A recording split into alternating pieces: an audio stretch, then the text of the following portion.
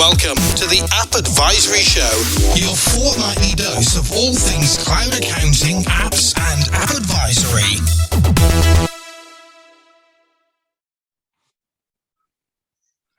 Hi everyone, Matt here. We've got another session of the App Advisory Show. I've got another cool guest and product to talk about and talk with. So, hi Leigh, how you doing? Hey Matt, how are you? So this is Leigh Stallard from Satago. So I'm good, thank you, to be honest, Leigh. I've got a few of these podcasts running. I'm really enjoying some of the different conversations. And I know a little bit about Satago, but I always learn more on these. I'm hoping the listeners do. So do you want to tell us a bit about who you are and what you're doing and what your history is? Yeah, great. Thanks, Matt. And thanks for having me. So I'm Leigh Stallard. I am the head of accounting partnerships at Satago and got I would like to think quite a rich history in the accounting profession. I've done quite a bit in over the last sort of 20 or so years. So I worked in practice for 10 years, kind of straight out of school into an accounting office. Here's a shoebox of receipts, kind of do that, and went through my AAT apprenticeship. So did 10 years there, then moved over to Xero. And then after sort of 8 or so years at Xero, did 2 years at Soldo. And now just moved over to Satago at the beginning of this year. So starting to develop an affinity with fintech apps that end with the letter O. I'm going to see how long I can keep that trend going for. I had to pick that up actually, so that is a good one. Yeah, if you don't start, so Blue Hub's out of the question because it wouldn't be Blue Hub O. So unfortunately, we'd never. Yeah, never let's get a continental sort of spin on it, maybe a sort of French or Spanish sounding version. But great. So. Yeah, as you say, I would say that's rich experience and rich and some different views from both sides of the fence of actually being on the receiving end of these types of apps and opportunity, but also delivering them. So what's your role in Satago now? What are you concentrating on? Well, I'm the head of accounting partnerships at Satago. And so what that means is looking at how we try and reach out to accountants and show them what we can do and how we can help their clients.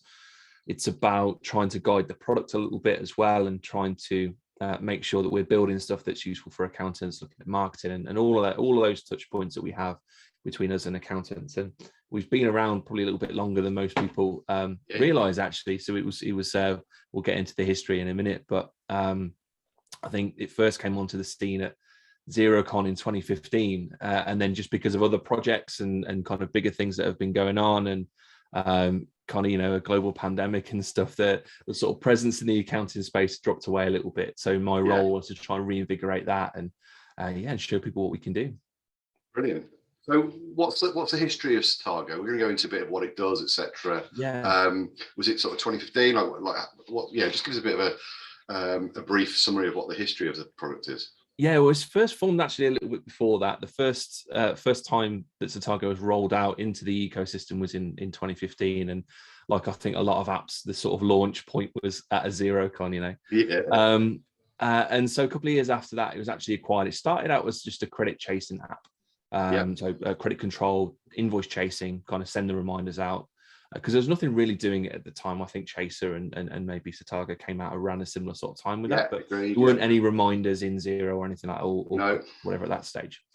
And the two products obviously moved off in their different directions. The way that Satago went was to look more at risk insights and start looking more at credit searching and trying to give more information about not just the age of a debt, because that's how we typically look at it, right? How good is your debtors? Well, how much of it's in 90 days, right? That's what you worry about. But actually, there's another dimension, like how risky are those customers? And so Satago went more down that route and looked at that sort of stuff. But then in 2018, it was acquired by a fintech group called Trufin.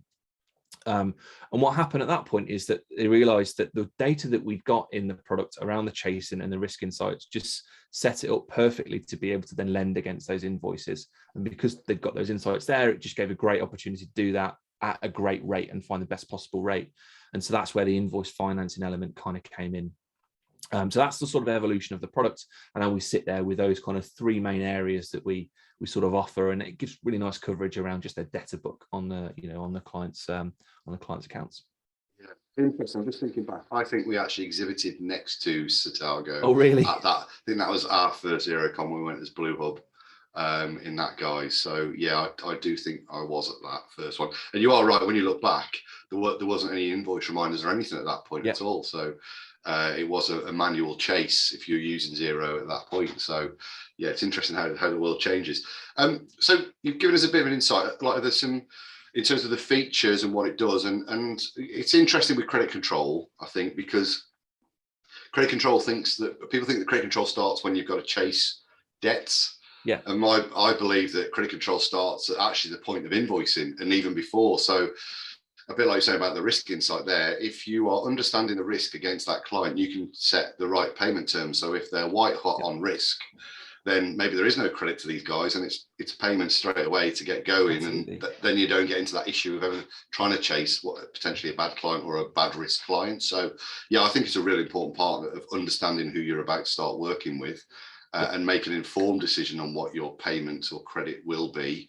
And then worry all credit control after that piece of chasing. But I don't think people think about it early enough when they're starting to consider what good credit control is and how early that is. And that risk element is really important. And I suppose there's other products like standalone products for credit, Credit Safe and all of these types of tools, which have been around for years and people have been using them. But I don't think people have necessarily put two and two together with linking that maybe with when you start to invoice. Are you getting that in feeling? Yeah, it's hard, right? And if you're a small business, how many subscriptions do you want? Like, how many things are you going to sign up to? And then once you've got that credit safe information or Experian or wherever you go to, you've got the credit score over here. Well, how do you then connect that back to the rest of the information that you've got? And so again, you've got this disparate manual system where you've got to pull that information in. Interestingly, the credit scoring that we provide is through Credit Safe, and that just then lands nicely in the product and. That then goes through into credit limits, and then we can give you reports when people have gone over those. So having that integrated and just flowing straight through just saves a load of a headache. But I completely agree with your point there around credit control happening a bit too late. And for me, the operative word in there is control, because as soon as your invoice has left the building, well, you don't have control anymore. You can influence and you can try and chase and do whatever, but the control is gone. And so you're absolutely right. The controlling part is, well, how are we going to deal with this customer? Do we want to deal with them? How long a leash are we going to give them and all that sort of stuff. So yeah, 100%. And I think there's some really interesting stats, interesting stroke sort of terrifying. So there was an article at the beginning of the year from the FSB that suggested that 440,000 businesses are severely worried about going out of business because of late payments. Now, that's obviously a lot. If you look at the ONS and see the actual death rates of businesses, usually about 300 to 330,000. So that's probably a little bit kind of liberal, but nonetheless, that's the amount of businesses that are worried about it, which, you've got all the mental health and the stress implications of that as well. Previous studies have kind of come up with a number of about 50,000 a year that will go out of business because of late payments, which probably feels a little bit more realistic. But even at that rate, that's like 900 businesses or over 900 businesses a week going out of business. And it's just such a painful thing for me personally, because it's so solvable. Like all you've said, like basic steps that you've mentioned there, are you credit checking who are you speaking to and dealing with? Are you setting reasonable terms? Have you got good processes? That could have such a massive impact. And so that's why I'm so excited about what we're doing, because I think we can really make a dent in that number. And I remember back at Xero, Rod always used to talk about, Rod Drury talked about the purpose being better schools and hospitals, because the more small businesses thrive, the more people get employed, the more tax gets paid, because they support so much of the economy, and then we all benefit from that. So it feels like a lofty goal, but you can absolutely see the connection through from sort of what you might do in this space to that having a real benefit to people. Yeah, okay. And so, like, you've been Satago for a few months. Yeah. Has there been any features or anything on the roadmap like excite you about the product, or any key bits you want to cover in that space? So in terms of what's coming up, frustratingly, there's lots but little that I can talk about at the moment. And so it's always probably seen as a bit of a cynical tease, but hopefully by the time this is out, by the time you're sort of watching this, we'll have announced some stuff and you'll sort of know what I mean, and it won't be so cryptic. Maybe I'll get you back on for those when those come up. But then there's other stuff in the product that we're looking at doing as well, and in terms of enhancing things. And Ben Smith was here at the back end of last year and doing some great work with speaking to accountants, getting insights from them about what they would want to see. And obviously we're continuing that work. And one of the big themes there is just more insights that can help an accountant look across their entire client base and see where the issues are going on. Like it's easy for us to say, look, help your clients with their debtor days and figure out where they've got clients that have gone over their credit limit. But if you've got a portfolio of hundreds of clients, well, you don't have enough time in the day to sort of sift through that. And so we have elements at the moment that can help with that. There's a portfolio overview that will draw up all of the information from all of your clients into Satago and drop it on a dashboard for you, which is pretty great. But we want to evolve that and start to look at how can we enrich that a little bit more. So that's an area that we're really working on. Just touch on that as well, I suppose. It's if you've got quite a few on there, it's how many, whether you've got 10, 20 or 300 or 400, it's comparative to what sort of availability and capacity you've got to look at it anyway. So I suppose seeing by exception who you need to go and have a look at is going to be really useful, which I imagine is the type of insights you guys will be looking at with that. Yeah, 100%. And I would love to get to the point where we could just throw a notification to an accountant and say, look, client X, they've got like their third biggest customer has just had their credit rating downgraded. You need to go and speak to them and make sure, because they've now, like, their debt is now higher than that credit limit. So you need to go and have a conversation. And so that feels just like doing great work for the customer. Yeah. It also feels like doing really good work for that accountant as well, because there's all the talk of advisory, and it can often be difficult on the ground for firms to just find things to talk about with clients. That's a way in then, right? Like, so did you know this is going on? And while I've got you, how's the year going? You know, how are you finding things, and sort of developing the relationship that way. So that feels like really worthwhile stuff to be moving towards. So it's really exciting that we're looking at that. And then, a bunch of other stuff as well, which hopefully I can come back on and tell you about at some point. But one of the other things is so more recently we released, the back end of last year, we released full invoice financing. So up to then, clients could select individual invoices and fund those and say, look, I want to buy a new van, or I want to move offices, I want to hire someone, and I've got this massive invoice that's on 90-day terms. Let's bring that forwards with just invoicing and funding that one invoice. But now we can do whole book or full invoice financing, which means we can fund the entirety of your debtor ledger. And you kind of lock into that for a year or so, and then it just kind of guarantees that cash flow coming through a little bit more quickly and hitting their bank account. So that's a really exciting development as well. So if we're seeing like businesses that want to do more of that, we've got the options to do that as well. So that's a really exciting thing that's still growing too. And interesting.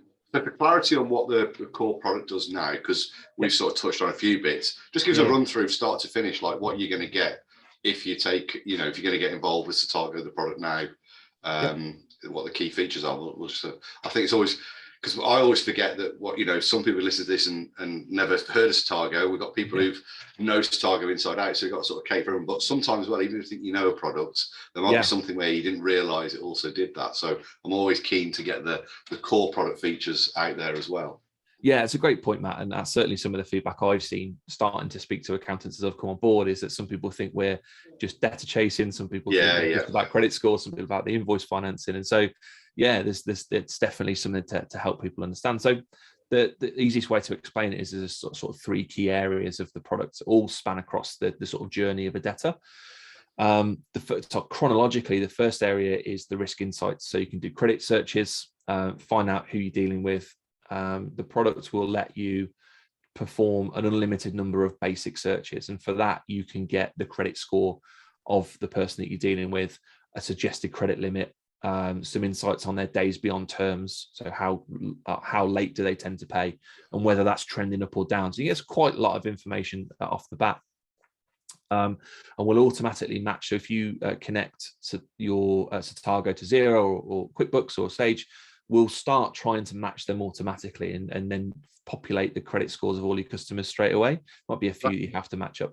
That happens by getting the company registration number right, and you match on that basis, or the limited number. If you can get, it's a link you have to confirm, isn't it? That's right. Yeah. So if it's unique, then we'll sort of match it up, and then you can go, actually, no, it's not that one, and change it. But if we can't quite tell, then you go and put the company reference number in and stuff like that as well. Right. And then that starts populating your risk profile. So that's the sort of risk insight.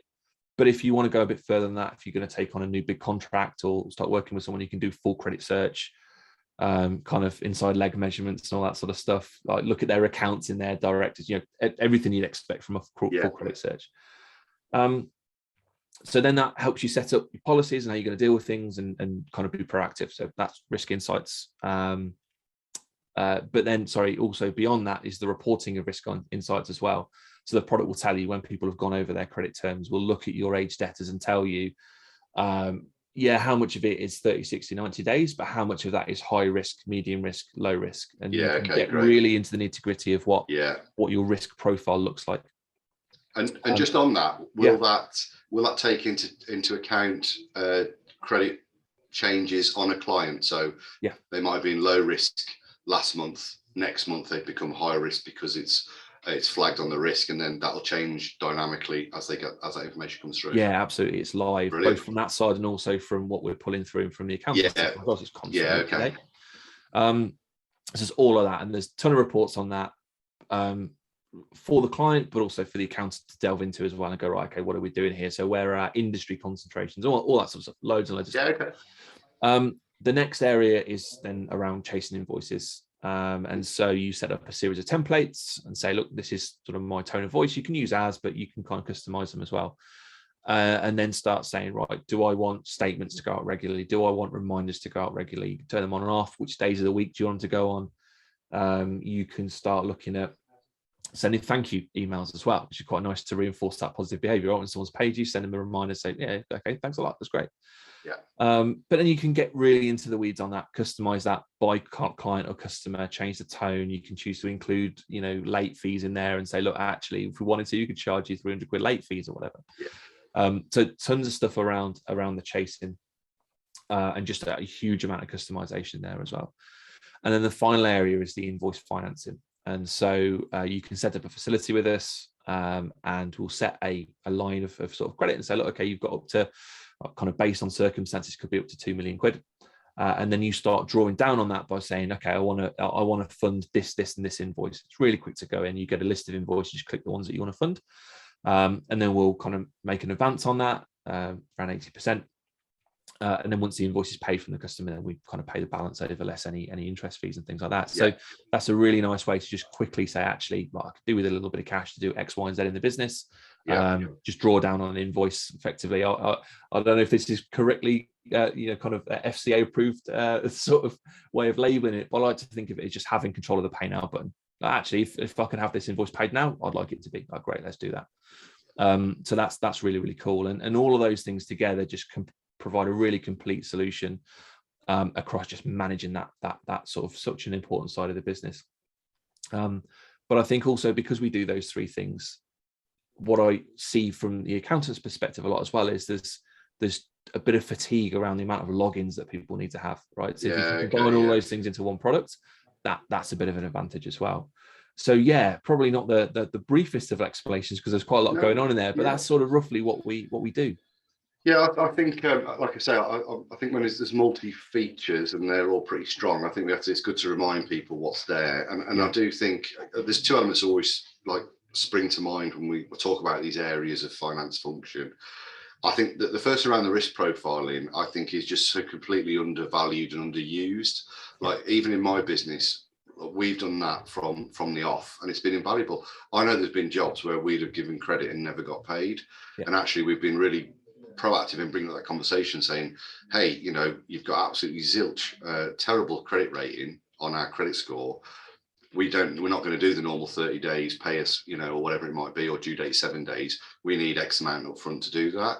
And sometimes it just opens a conversation. So it's not as a negative. We had one where they just changed the directorship, which immediately flagged everything. And they talked us through like, okay, fine. They showed us like, this is what we've got in the bank and all this. So we're like, right, that's fine. Others have completely ghosted us after we've brought that up. Right. So we're like, okay, we sort of know what's going on then, right? So I think that's the first one. It might feel like, it's a bit of a conflicting conversation to have with a prospective client, certainly. Yeah. But also when you're getting those reminders of, by the way, such and such a client has got a higher risk than they did, 2 months ago.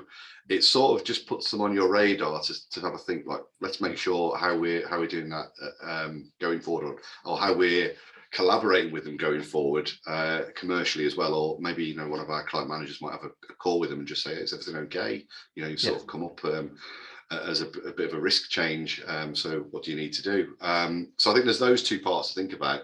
And then the one that I still hear it quite a lot is the chasing of outstanding invoices or pre-chasing, whatever you want to do, where people are really reluctant. They think that feels like a bad thing.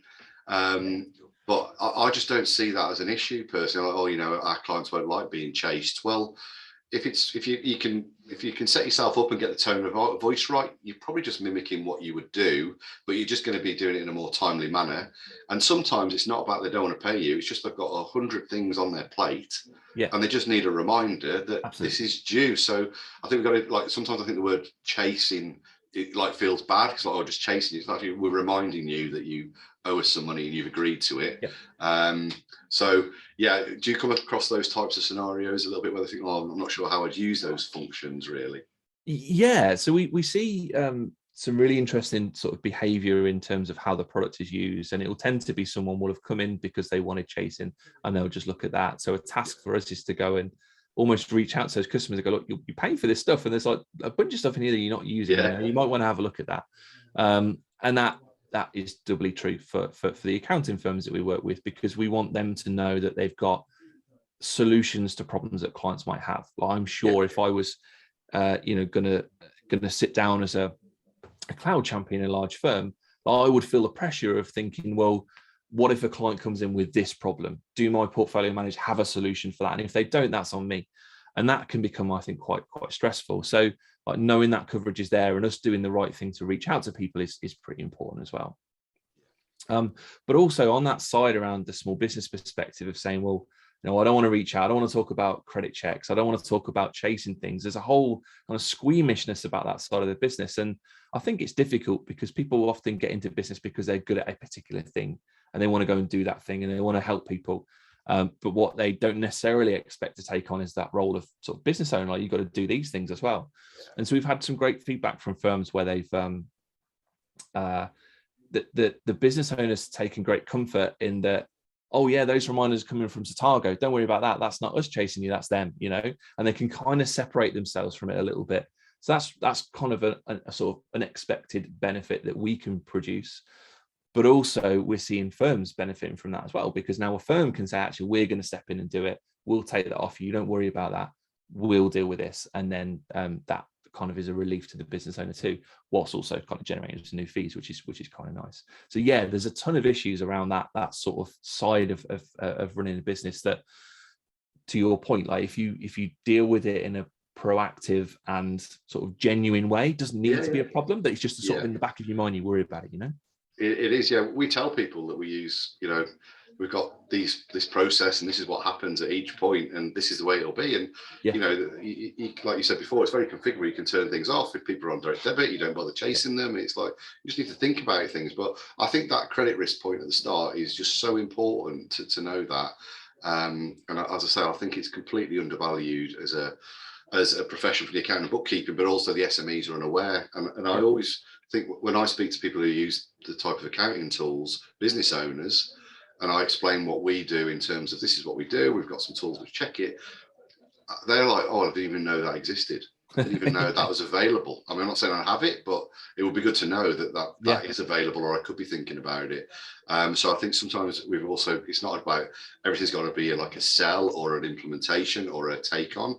Even just, you do know there's some tools which could help you out. And I know we're talking about Satago specifically, but the whole finance function, there's some great tools which can help all the way through. And I think we've got to do a little bit more to educate the SMEs as to what they could potentially have.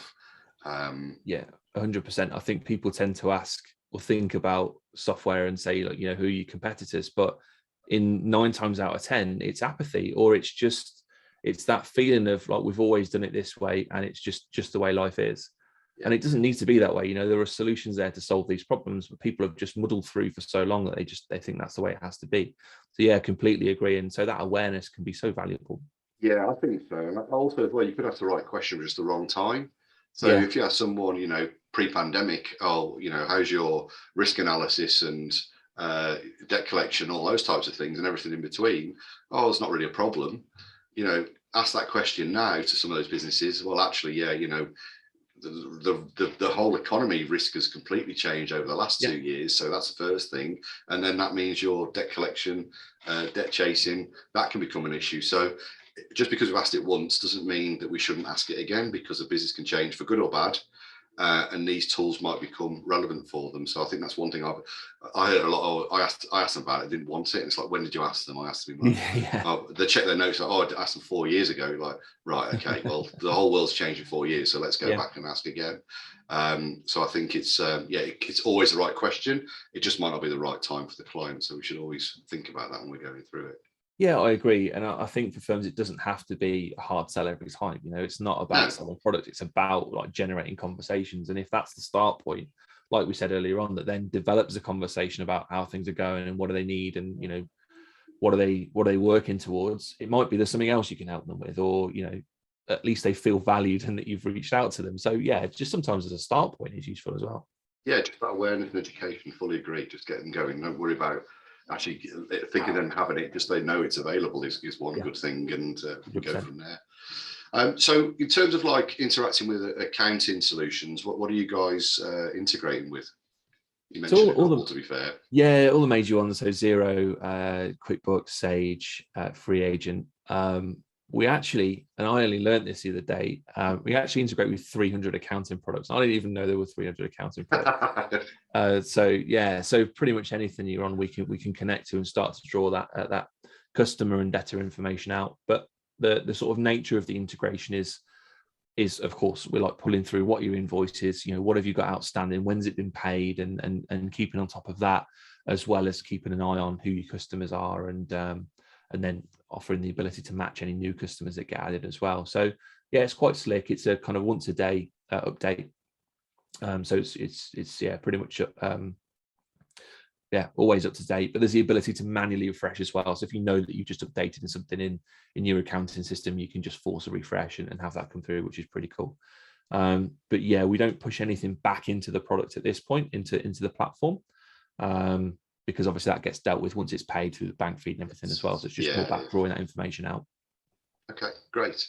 And then in terms of like, how are you working with the accounting and bookkeeping channel world audience? Like, how do people work with you? Is it like, can they see all their clients on their dashboard and things, or give us an idea of how that works if someone's going to sign up with you, if someone's listening?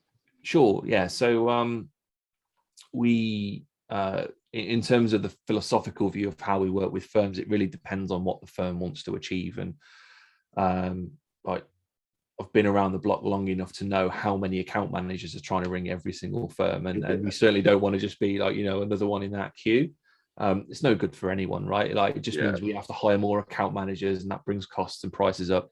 And then that means that account managers justify themselves. They're ringing every week, and it's not a great cycle. So we want to look for firms that are like really interested in doing something with this, and then from there, because it's sort of more of a sort of a selective bunch, we can be a bit more bespoke and say, what actually do you want to do? And some people, of course, will want to just have a tick in the box to say, look, if the client comes in with this problem, we've got a tool, we know how to solve it, and that's it. It's kind of hands off, and that's fine, right? They have the product and they can do that. There are others that see the sorts of functionality that we can offer and really get excited about building new services off the back of that. And so, like we've talked, there's tons of opportunities for conversations, but we're seeing firms starting to branch out into offering credit control as a service, because they'll have their own credit controllers, they'll have that capability internally. And if you can automate large parts of that, that's something you can offer, right? And it's right in the wheelhouse of whatever else you'd be doing. So there's a whole range of stuff. But in terms of functionality, we differ slightly from other accounting products in that there is actually a price. There's a fee for being a partner with Satago. It's 50 quid a month. But what that means is you get a version of Satago for the practice, and you can kind of use that functionality and see what's going on. Unlike some of the other versions, you get unlimited credit searches, which is kind of nice. But what it gives you is the ability to then add as many customers as you want, or as many clients as you want, for free to the platform. So you can go through and add everyone if you want to. And the benefit of that is that then all of that client information then feeds through onto that portfolio overview. And so while it's a more basic version of Satago, you can then go through and start saying, well, who actually needs this? Like, who are the people with the highest days beyond terms, or the most overdue stuff? Who are the people or the clients that have got the biggest risk in their debtor book, and let's go and speak to them. And so that becomes quite useful. And, you know, I know that you're a big advocate of segmenting and kind of getting firms to do that. It's a useful exercise anyway. People should be doing that. But I think what's really nice with Satago is you don't necessarily need to do that. You can just go and find the 10 clients that got the biggest problem and you can go and speak to them and then go for the next 10. So that's really useful. And that tends to be the way that we try and guide firms to work with it, because rather than saying, right, let's go and look at this segment of clients, let's go and look at construction, or let's go and look at video production, or whatever it is. It's like, well, actually, let's see who's got the problem first, and then go from there. And that might be that sort of more basic conversation of saying, look, you've got issues here. There's a product that might be able to help it. Do you want us to put you in touch? That sort of more light touch end. Or for the firms that are saying, actually, we want to do credit control, that's then effectively a lead list, right? A list of potential business that they can go and give to their marketing team, give to their business development manager, and go, look, here are some people with a problem that we can solve. Here's the credit control solution that we've built out. Like, we're not going to say it's Satago, it's as, right? XYZ firm, always be counting limited credit control services. Go and speak to those clients about it, you know. And so that tends to be the sort of core of how that relationship develops, is by getting those clients onto there and getting those insights out. You don't have to do that. You can just put them on piecemeal if you want to. And then there's a more enhanced version of Satago that you can move them up to, that then does have a cost to it if you need that. But yeah, that's the sort of core of how it works. And so in a lot of senses, it's almost a no-brainer, right? Like 50 quid a month is a relatively cheap software cost. When actually firms are probably, if they're using credit control and doing any risk insights, they're probably paying something similar to that to Experian or Credit Safe anyway. So they can replace that with a full-on version of Satago, getting control of their debtors, and then, you know, potentially generate something for clients. But what the other interesting element of that is that if a firm is looking at their own debtor book, and I know less are doing that now because it's on monthly billing, but if you're looking at your own debtors, you can find the clients in your debtor book with the highest risk. So where was your risk lies a practice, and then maybe go and speak to them about their cash flow position to make sure that they've got enough to pay you. So it sort of benefits everybody in the end. But again, there's you know, I'm sure, as you can imagine, there's so many different avenues and angles and different ways that you can take that. That's why it's important to be really sensitive to what the firm want to do, and what they're able to do, you know, with the capacity that they've got. Yeah, fair enough. Okay, that was a good overview, actually. Some good points about what do they want to do, what do they want to offer, you know, what are they trying to have the insights on as a firm before you think about this is the way to work with them. So I think that's a good approach, to be fair. If that's whetted the appetite of anyone listening to this who thinks, well, actually, you know, I've either heard of Satago and sort of had a go at it, or I've not heard of Satago and like to have a go at it, but either way I need to get involved, what's the best way of reaching out to you guys? So you can reach out to me directly. LinkedIn is probably the best place to find me. So search me up on there and send me a message. Happy to chat. Otherwise, go to satago.com, hit accountants and bookkeepers near the top, and then pop your details in there to arrange a call, and we'll give you a shout and see how we can help. It's an easy throw. LinkedIn, or go to the website and see the relevant area and get yourself popped in. Absolutely. And are you guys, are you personally, or Satago, you attend any exhibitions or any events or anything in the near future?